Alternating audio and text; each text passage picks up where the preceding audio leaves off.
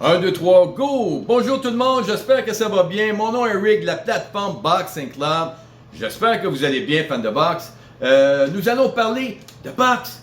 Nous allons parler de boxe, mais avant de vous parler de boxe, j'aimerais donc vous parler donc de beaux combats qui s'en viennent prochainement, de très beaux combats qui s'en viennent. 2026 s'annonce excitante. Fan de boxe, on a su que, coup de théâtre en fait, on a su que ce qu'on pensait, on pensait que Bivol s'en irait vers un combat avec Benavidez, mais non! Coup de théâtre, le combat qui va avoir lieu, c'est vraiment celui de Bivol contre Beterbiev 3. Donc, qui va gagner ce combat-là? Fan de boxe, on sait que le premier combat a été gagné par Beterbiev, le deuxième a été gagné par Bivol. Difficilement, tout le monde dit « Ah oui, Bivol avait le vent dans les voiles durant ce combat-là. » Attention, Beterbiev a entré en lion au début du combat, ce qu'il n'a pas fait au premier combat. Il a été plus molesque en début de combat pour le combat numéro 1. Il a quand même tiré l'épingle de son jeu. Il a été puissant, il était foudroyant contre Bivol. Bivol qui a été un peu moins mobile durant le combat numéro 1. Et il l'a appris à ses dépens d'être plus mobile dans le combat numéro 2. Il a gagné le combat numéro 2, Bivol, en étant plus mobile. Donc, mais il a eu de la difficulté. Tout le monde pensait que de la manière que le combat allait au deuxième combat, on sait que Beterbiev avait 40 ans.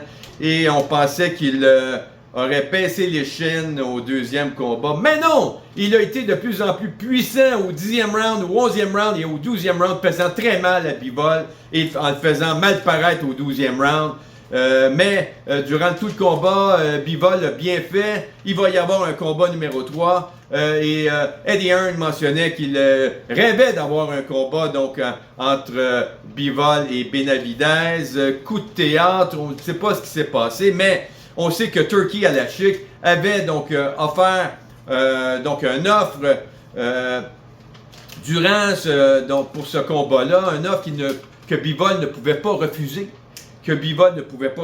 Et effectivement, l'argent, j'imagine, a attiré le vétéran à un combat contre un autre vétéran qui est Beterbiev. On sait que le premier combat, Beterbiev a gagné par décision. C'est la première fois que Beterbiev gagnait donc un combat par décision. Et le deuxième a été aussi perdu par décision. C'est la première fois qu'il perdait un combat. Et ça s'est rendu en décision. Le deuxième combat que Beterbiev n'a pas pu gagner par KO, fan de boxe. Et voilà, coup de théâtre en début 2026. Il va y avoir un combat donc entre Beterbiev et Bivol. Je dirais plutôt Bivol contre Beterbiev 3.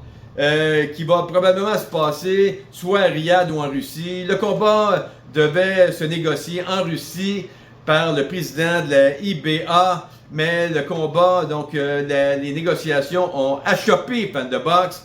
Donc nous allons voir un troisième combat et c'est tant mieux, la justice fait bien les choses parce que on devait avoir un troisième combat entre Bivol et Beterbiev avant que Benavidez soit impliqué dans un combat et chapeau, je crois que la justice a gagné. Donc, pour qu'il y ait ce troisième combat-là, directement, sans qu'un des deux combatte un autre combattant, fan de boxe.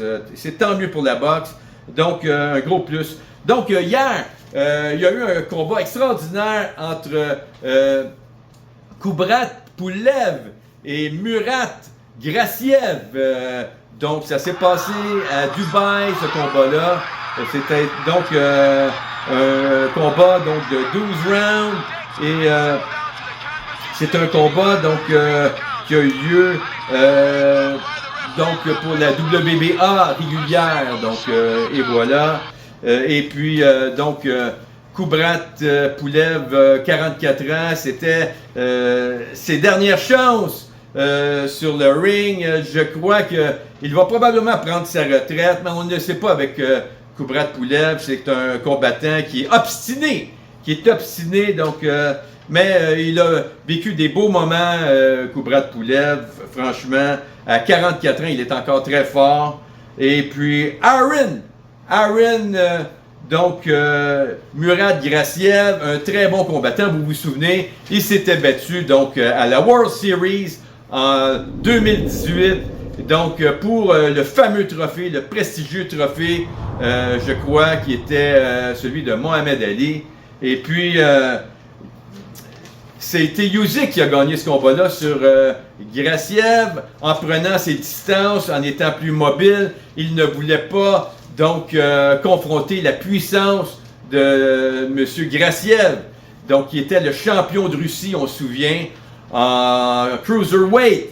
Mais ça a été donc Usyk, donc comme j'ai mentionné, avec ses déplacements fantastiques, ses mouvements fantastiques, et puis il a dominé le combat, il a donné une leçon de boxe à Murad Graciev, qui a été tenu loin de son point foudroyant, de sa gauche foudroyante aussi.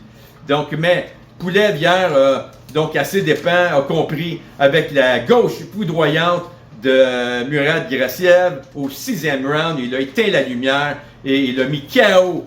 Donc, Monsieur Kubrat Pulev, il n'a pas pu se relever. Il voulait se relever. Il avait un willpower extraordinaire, je m'excuse l'expression, mais une volonté extraordinaire de remonter et de se battre par la suite encore contre Monsieur Murad Graciev, mais ça n'a pas été possible. Ça n'a pas été possible, malheureusement.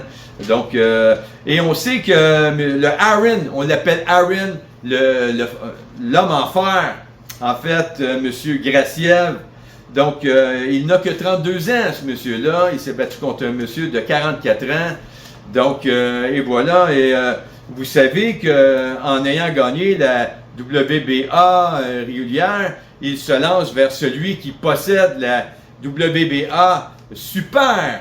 Donc, pour aller chercher le grand championnat de la WBA. Et qui est propriétaire de la WBA Super, vous pensez? Oui, oui. Alexander Usyk. Donc, il pourrait y avoir un combat 2. Donc, dans un poids différent, qui est le poids maintenant lourd, entre ces deux combattants. Et on sait que, pour ma part, je le dis, le seul qui pouvait battre, M. Alexander Usyk, à part celui qui a gagné donc en amateur, qui était donc Beterbiev, que si vous vous souvenez, qui a vaincu donc Alexander Usyk en amateur.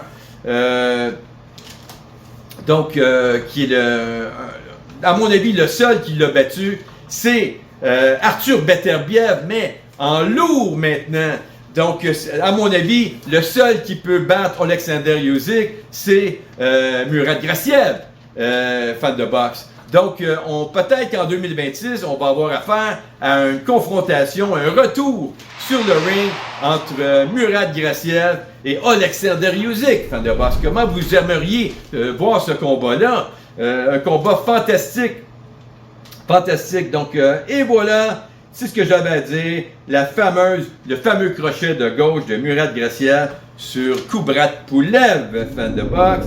Donc, et voilà. Ce que j'avais à dire. N'oubliez pas, la semaine prochaine, un combat donc mémorable entre Alicia Baumgardner et Leila Baudouin, fan de boxe. Donc, ça promet ce combat-là. On sait un 12 rounds, 3 minutes, donc, entre les deux combattantes.